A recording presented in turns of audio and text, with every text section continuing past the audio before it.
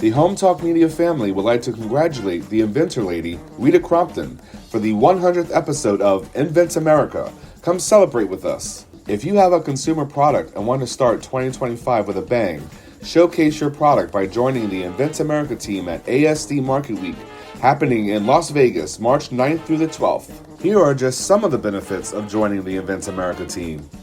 The Invent America booth is the only innovation booth at the show. The ASD VP of Buyer Relations shops all the products with potential buyers. All inventors with the Invent America team are automatically included as a potential recipient of the Innovation Award.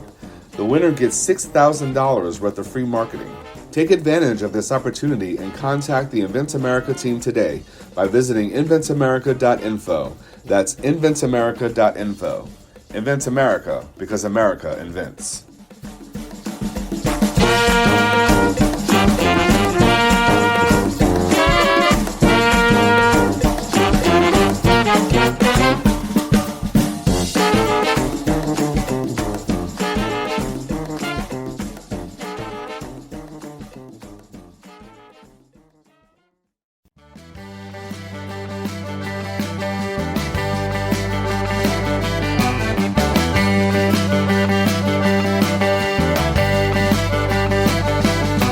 Broadcasting and streaming live all across America. This is HomeTalkUSA with Michael King, where we will discuss topics pertaining to your home with industry-leading experts. Michael King is a licensed general contractor with more than 30 years of experience in home improvements and the author of Contracting with the King.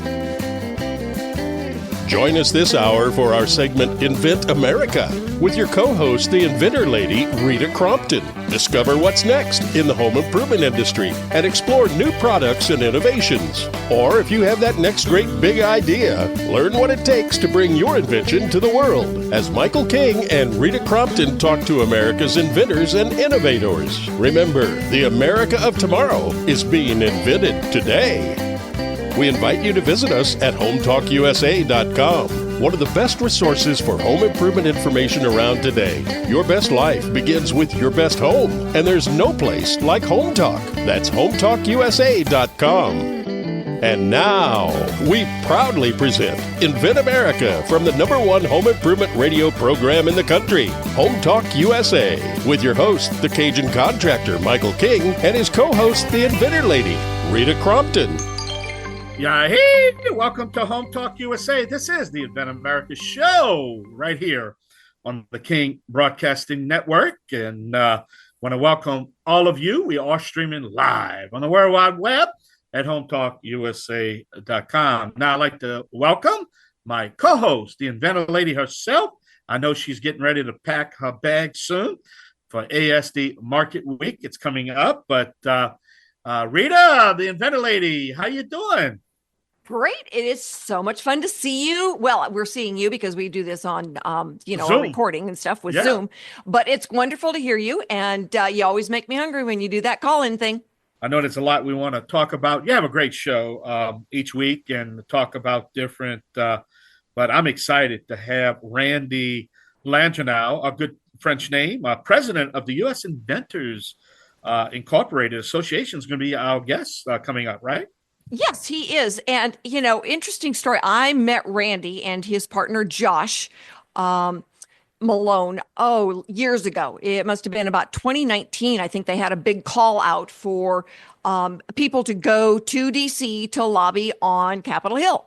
And Josh had invented that really cool product. As a grandmother, I had been buying those products, bunch of balloons for a long time and playing with them. It was really cool. But he got infringed on his patents.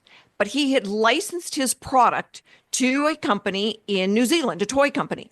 And they fought that infringement. And with that then, and because of all the years of fighting, they end up starting US Inventor and fighting on behalf of American inventors to keep their intellectual property safe.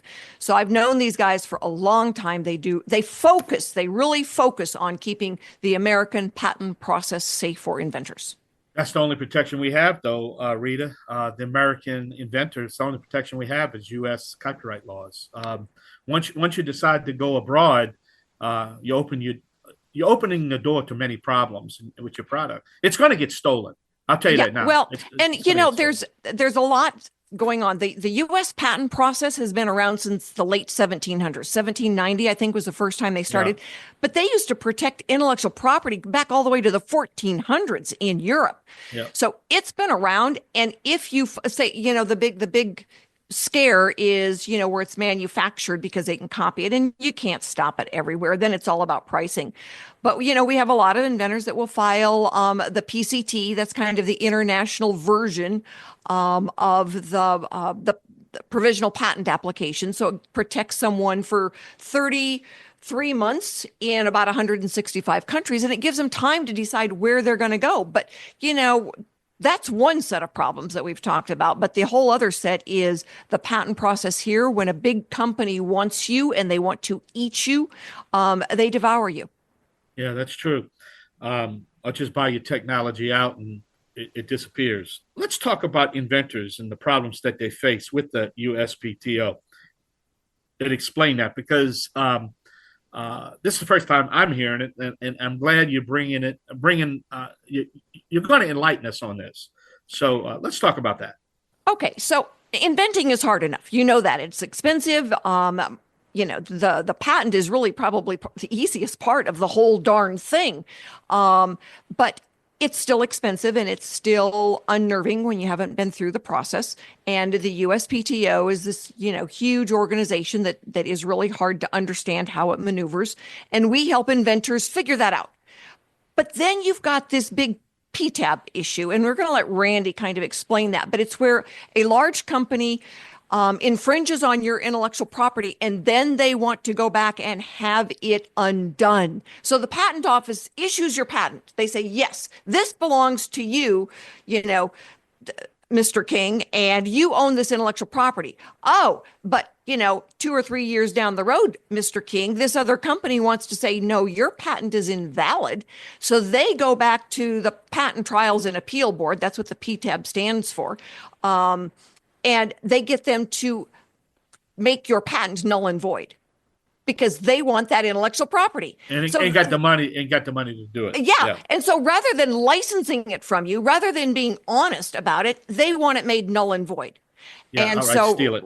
Yeah. Randy and Josh have created US Inventor, and they have calls to action on a regular basis where they need all of America, to say, okay, they're going to call their congressman, they're going to call their senator, they're going to, and it doesn't have to be a lot of time. It just has to be that willingness to make that phone call that says, no, we want you to vote for this. We want you to vote against that. And so that's why we really are having, Randy on, and then Molly is going to be on. She's an inventor who's gone through this process with the PTAB fight.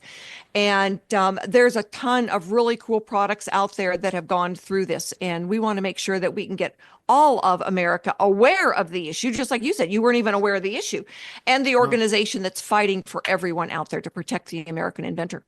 Yeah, because I thought once the patent is issued, that's my protection. But one hand it issues, the other hand voids it out. That don't seem fair. That don't seem fair. It doesn't. It's like, yay, it issued, and then it's kind of a compliment that this company wants it, but it's a slap in the face that the USPTO is going to give it to them. See, I'm kind of lost with this, because ordinarily I thought once you get the patent, then somebody can come in, and as long as they redesign it or do something different than what you have, then they can patent that part of the process. But you're telling me they could actually do. Oh man, this is not what is right. I mean, no, it's not. No, and no. That's why we've got Randy joining us to talk about what it is, and then he's gonna be on 2 different segments of the show. The first part to tell us what it is, and then the call to action at the end, saying we need everybody out there to help protect the American inventing process, because we have been inventing, and so many of the products that we've got right in our own house were done by an independent inventor.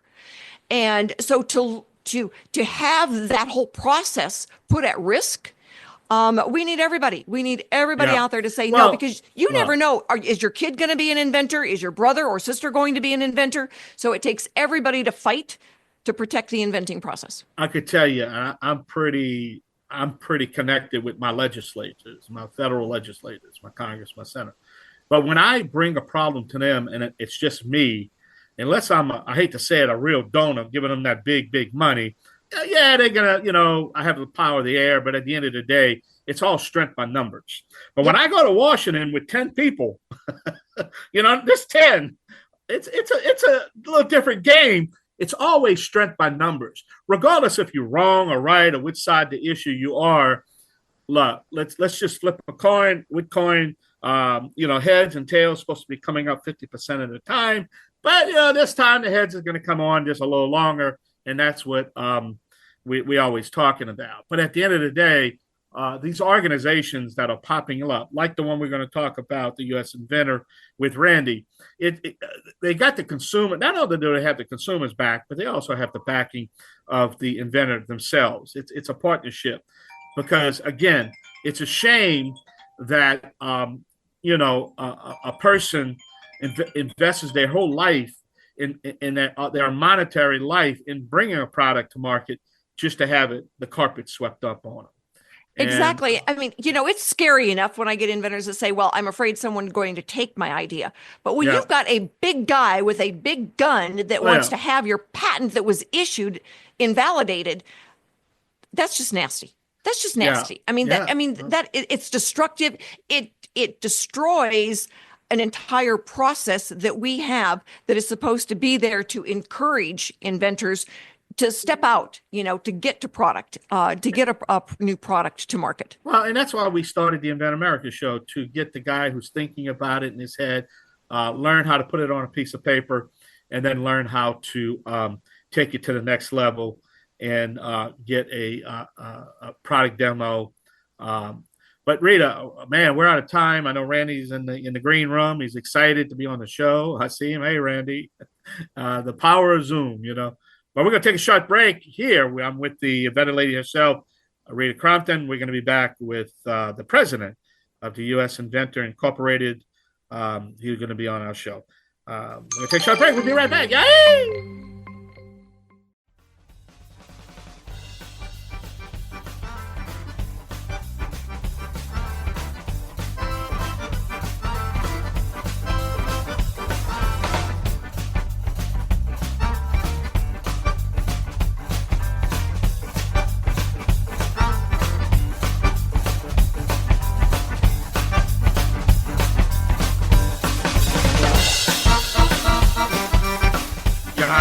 Welcome back to HomeTalkUSA. This is the Invent America show, along with my co-host, the Inventor Lady herself, Rita Crompton. Don't forget, this segment of the show is sponsored by Impeccable Air, leaders of home air ventilation. If you want to improve the quality of air in your home, think Impeccable Air at impeccableair.com. It's never been easier, right, Rita? impeccableair.com. That's right. All right, Rita, man, you always put a good show up. I'm excited to sit here and talk to Randy. So why don't you introduce Randy for us?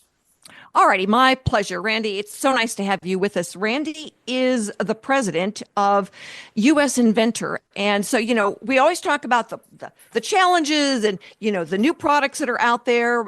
But a lot of Americans really don't know that US Inventor is fighting a political battle. And so we want to be able to let everybody know what it is and then how they can help. It's, a lot of times it's like, go buy this new cool product. But this is a bigger deal. And after the last election that we just had, we're looking for all kinds of things to happen on the positive side of things. So, Randy, thanks for being with us. And, tell everybody, what is US Inventor? Yeah, and by the way, thank you so much for having me. I'm really, really happy to be here.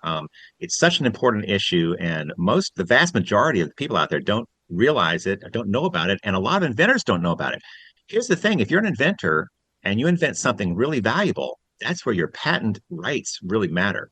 If you invent something that's not that valuable, there are a lot of things that are invented that don't get anywhere. It's just a fact.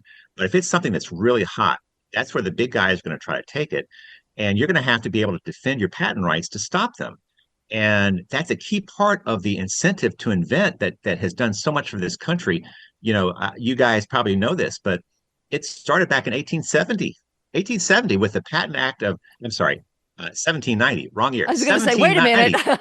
Yeah, way further back. Patent Act of 1790 under George Washington started this juggernaut of innovation of America, where the common person, unlike in other countries, here in America, the common person, not the rich, not the elite, the common person could own what he or she invented that was novel, that would basically, under a patent, give them the right of exclusive ownership to for a limited period of time. And that worked beautifully for this country for a couple hundred years. I mean, look, we led the world in innovation. We stayed ahead of our adversaries. We didn't have huge corporations becoming huge monopolies because they'd have new competition from patent-based startups, because these patent-based startups could defend their patent rights. And that all changed, unfortunately. And this is the bad news. And this is what we're fighting. By the way, don't get all depressed when I describe what happened, because we are fighting the good fight to turn it around, and we're making serious inroads. And as Rita said, there's a new administration, which we're somewhat positive about, but on this issue.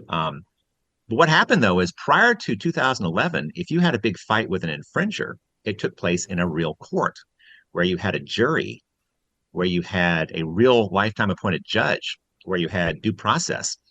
And you didn't always win as the inventor, but if you should win, you would, right? It was fair. And it wasn't cheap either. You might think, well, wait a minute, how could I do that if I don't have any money? Because most inventors, look, don't have money until they make it big, hopefully one day. You do it on contingency. That's how it used to work, where you hire an attorney, they share in the winnings, but they don't charge you much up front, if anything. And that's how it got done. I had a friend that did that 40 years ago against a car company, huge company, who stole his invention, and he won, and it was good. That all changed, though. The bill that was passed was called the America Invents Act. They created an administrative court called the Patent Trial and Appeal Board. We call it the PTAB, PTAB, PTAB. And that's where most of these fights end up. And 84% of the time, your patent is ruled to be invalid. In other words, they, quote, successfully argue that your patent was a mistake, but it's done in a very unjust fashion, where you don't get to testify. There's no discovery. Your patent examiner, who was your expert, doesn't get to testify. You don't have a real judge. You have a panel of 3 guys or gals who are administrative patent judges. They're basically government employees. Sometimes they're people looking for a better job, perhaps with your infringer. I mean, I hate to say that, but there's some serious cases of conflict of interest. Again, and what they invalidate on is obviousness, typically. Now, you, as an inventor, your invention, if it's patented, was ruled non-obvious. Unfortunately, that's totally subjective. And these PTAB judges, they can look at the same data and say, well, we think it's obvious. Boom, there goes your patent that you worked so hard for, that you spent maybe tens of thousands to get. Maybe your business is built on it, that you invested tons of money in, and maybe it's extremely successful, which, by the way, if you're going to the PTAB, you can pretty much guarantee that you have a very successful invention, because that's why you're going there, because they're trying to invalidate it, because they're infringing it and you're trying to stop them, right? And of course, the problem here is you get taken out, and it's unjust and unfair, and we're the group fighting it. We're US Inventor. USinventor.org is our website, and we're inventors. We're not attorneys. We know a lot of good attorneys. We know the attorneys that are fighting for the little guy, and we're fighting to get laws passed that will restore our rights. By the way, the Constitution says you should have the exclusive right to your invention for a limited period of time. Yep. But that's not the case, because, again, a huge amount of the time, your patent gets invalidated. And that's not cheap either. You may spend $500,000 fighting that invalidation effort, which rarely can you do on contingency, because the attorney would go broke. Yep. They'd go broke because you don't win anything. Even if you win, you don't win anything. All you do is keep your patent from being invalidated. So we're the guys fighting it. It's usinventor.org. One thing all of you can do to help us is sign our inventor rights resolution at usinventor.org. That puts you on our mailing list. We inform you of what we're doing. If there's a call to action where we need you to do something with your reps, your representative or your senators, call them, write them a letter. We'll tell you, maybe we're going to meet with your U.S. representative in your town, and we want you and others to join us who care about the issue. We'll let you know. So definitely go to usinventor.org. Randy, Yep. Repeat that right quick. Repeat it one more time. usinventor.org, and you want to sign our inventor rights resolution. That's great. And it's nice because you can be an advocate and help the fight, even if you're not an inventor. Because at that point, they need names, they need people, they need relatives, they need anybody that is, especially a voting American, to go out there and put their name on that list. Right, Randy? Absolutely. And by the way, this isn't just a small issue. China has taken the lead in 37 of 44 crucial technologies.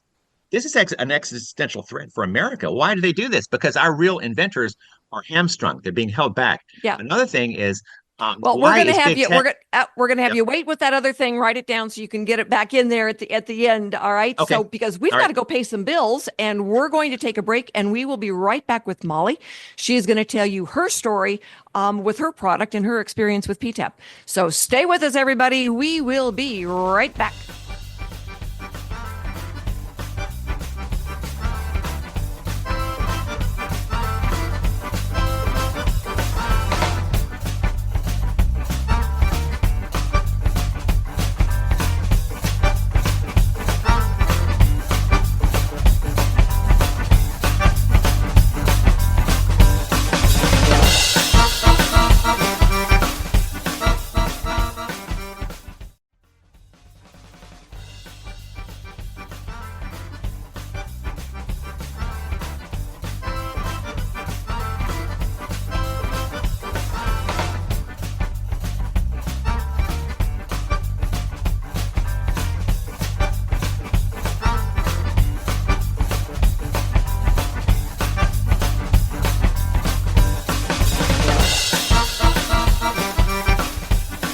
Hey, America, thank you so much for being with us for this segment of Invent America. Why? Because America invents. This segment of our show is brought to us by, and to you by, Aztec Washer, the revolutionary and innovative roofing products, and they have been around doing this since 1968. So, man, they've got a track record. Seal it right, seal it tight. Aztec Washer. Very cool products. I live out here in the forest, and man, we need really good things that keep water sealed out because it rains a lot. And our guest for this segment is Molly Metz. We are talking about a tough subject because we always encourage inventors to take that step and to get their products going and everything. But you know what? There's challenges everywhere. And Molly is the inventor of a very cool product that unfortunately did get whacked by PTAB. So we're going to have her tell us her story. Molly, tell us what you invented, and then we want to know your story. What happened? Okay. Well, I'm a 5-time world jump rope champion. I've been jumping rope since the age of 7. And I invented a jump rope technology, really to, aid in athletes to go faster in the sport of jump rope, right? We want to go as fast as possible. So in 2007, I came up with this idea really for myself, so I could win more championships. Getting a patent took 4 years, and I spent about $40,000, but I was granted 2 US patents on my technology. Congratulations on that. So, all right. So you're off to the races. It took you 4 years to get it. You're manufacturing, you've set up this business. Everybody wants one. If I didn't live on a bunch of rocks, I would say I need one of those. So what happened? Yeah, well, when I did start my manufacturing business, and you don't really know as an inventor that you're going to become a commercial success. I dumped about $350,000 into my facility, molds, employees. But when people start stealing, it becomes very difficult as a small business owner. Not only are you fighting to kind of stay ahead and, to create and innovate, everybody's, taking your technology. And really, when you think about it, you put so much money into the patents and innovation, everyone is just kind of on the sidelines ready to steal. They're putting all their money into marketing. So this was very devastating for me. In 2015, my patents proved very strong. I was able to work with, shut down about 150 companies. And I was even recognized by the ITC as a U.S. made in manufacturing business, which stopped some of the Chinese imports coming into America. If you want me to keep going, I'll go. I was going to say congratulations on that one. So what happened? What happened was I fought my last infringer in 2018. I saved them for last because they were my largest infringer. They were selling probably over 100 million in my technology in jump rope. Yeah, Wow. so this was not the little one, right? This was the Goliath. They're a global company. They're scary, and it's really, Yeah. really intimidating as a small business owner to sue somebody like that. But I did. This was 2018. I knew nothing about the PTAB, but I was sent to the PTAB, like almost every inventor is. Basically giving up all my rights. I had no due process, no judge, no jury, no evidence that I had so much evidence of willful infringement from my infringer. That was all put to the side. So I spent a year in the PTAB. I had a 1 hour oral argument to defend the validity of my patents. And in 3 months, both my patents were deemed invalid. Holy mackerel. Yeah. So what comes with that is a loss of all my licensing deals. So any monies that were coming into my small business were gone. So that I really used those monies to, pay my attorneys to fight for this lawsuit. So here I am in this PTAB. I've lost my patents. Randy already probably went through the bias on how that happens. I appeal. I go to the federal circuit a year later, and 2 days after that, I receive an email from the court saying Rule 36 affirmed. I asked my attorneys what that meant, and they said that's their decision. It looks like they didn't look at your case, and you're done. So at that point, I had spent over $500,000 defending the validity of my really strong, commercially successful patents, leaving me probably $400,000 in the hole. No employees. I have one employee now. No patents, and a big question mark of what just happened. It was devastating. It was absolutely devastating. I thought I was the only one until I found US Inventor, and I found out there's thousands of other inventors. And to this day, I mean, I'm emotional because it crushes, not only a business, and financial, the setup, but the American dream. Yeah. Right. We have this patent system in place. We have Shark Tank, and we have this idea that we have these patents. Come up with the next best thing. We'll protect you. And then they let me use it until I go too far. Right. Yeah. It's like when you're really a success, they want to chop your head off. They do. And I believe in our country, and I believe that a strong country has strong patent rights. And I can't believe how weak our patent rights are right now. I think it's disgusting. I think that, legislation obviously needs to change. Awareness needs to be put out there like we're doing today. Everyone, every neighbor of mine, every neighbor of yours should know this story. Yeah. This isn't just affecting small businesses. This is affecting our entire country, The success, let me jump in here. The success of our Constitution is due process. That's what makes America great. There's a due process. Correct. In your situation, there was no due process. That is not due process. I have yet to have any due process. Yeah, that's kangaroo. That's just, it was stacked against you. They already knew the rules. Matter of fact, I think they laid out the rules, and then you had nowhere to go. And for that, I can't even comprehend what you went through. But hey, where one door closes, another one opens. And I really believe that. And we're trying to open a door for you. And I think eventually through organizations like Randy, your door needs to open. And I guarantee I was not aware of this. I mean, I'm being blown away, and I've been doing this a long time. And at the end of the day, I don't think a lot of our legislators realize that. So we have to bring this to the forefront. So I said what I had to say, but we got to figure out a due process. Wouldn't you agree, Rita? Randy? Absolutely. And that's why I want to be able to get Randy on. And when there's something going on, kind of rearrange some of our speaking schedule and say, okay, no, we need to get this guy on right now. And you've always got somebody that can, get on the radio and be able to speak for, US Inventor like Molly and Carrie and stuff like that. So, we know that we can find folks that are in the middle of it and know what's going on who can, jump in and say, this is the call to action. And even if it's, 60 seconds or so, you can still do it and get it out there for us. But so Molly, what's next? I mean, what? Yeah. So I guess just to go on the tails of what Michael said, I felt like the door closed when I lost my patents, but you're exactly right, Michael. The door did open. I think my patents were invalidated for a reason. And, I advocate now with my husband, and he's out. He just got on a plane this morning, right? We're advocating for a new USPTO director, and I'll never get my patents back ever. But what I can do is change the law for the future inventors, and that matters to me. And I think again that it was me because my story is easy to follow.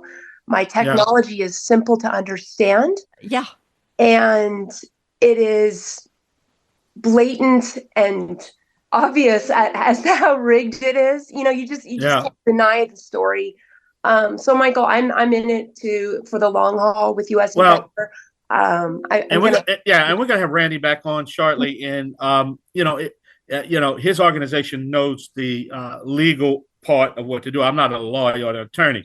I do know the steps I would do is find out on U.S. Commerce, Senate, who's on the Commerce Committee, and you got to get, and I'm sure he's going to share that with you how we can get, testimony in Congress, but it has to start from there somewhere, whatever committee that, and I'm not familiar with that committee, obviously, but hey, it happens a lot where the little bitty ant can actually stir a hornet's nest. And that's the key. Yeah. Yep. And I know they've been stirring this because I was on Capitol Hill with them in 2019 when we were getting out there and stuff, and had a chance to walk through the halls and talk to people, and it was really Rita, really we got to cool. wrap up. Well, let me go and wrap up with Rita. I know we started talking. Hey, we're gonna take a short break just to cage a man alone with Rita, the Inventor Lady herself. This is Home Talk USA. Molly, thank you for sharing our story. Hey, we're not going to end it here. You got my word on that. We're going to be right back with Randy again. Thank you.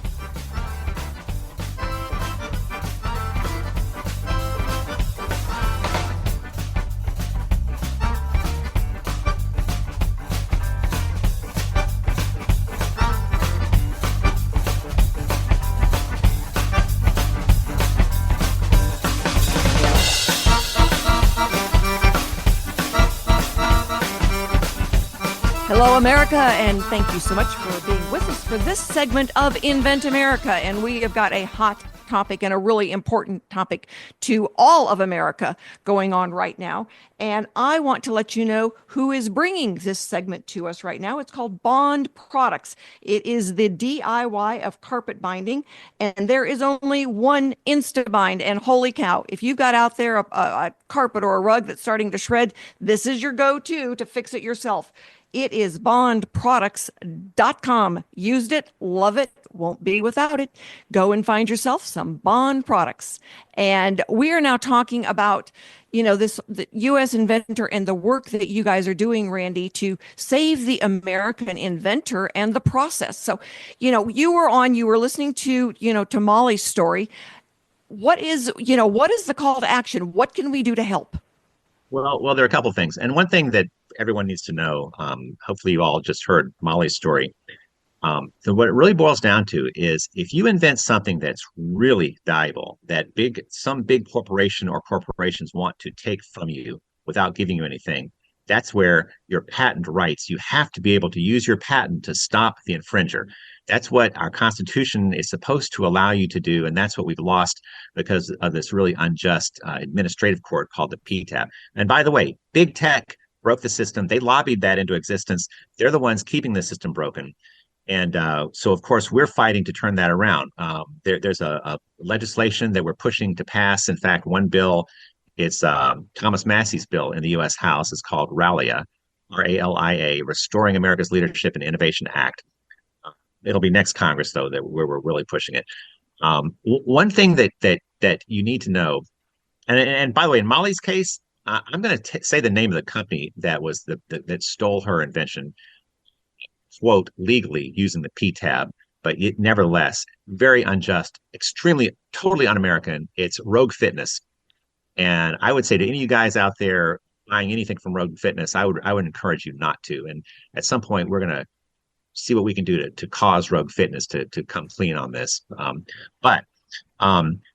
So right now, the president is about to appoint a new director of the patent office. Now this matters a ton because big tech normally gets who they want to run the patent office. And in fact, it was a director of the patent office who first set up the PTAB, this administrative court that's used to invalidate patents.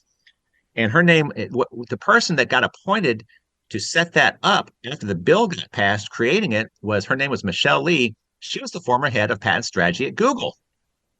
So she's the one who sets it up and turns it into a killing machine. And of course, it worked very good for big tech. And of course, it's used by big companies everywhere, not just big tech.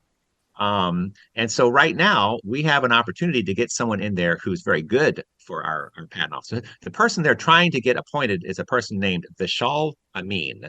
Vishal Amin was an architect of the bill, the American Invents Act, that created the PTAB. He was the chief counsel for the Judiciary Committee, which, by the way, that's the committee of jurisdiction over patent issues.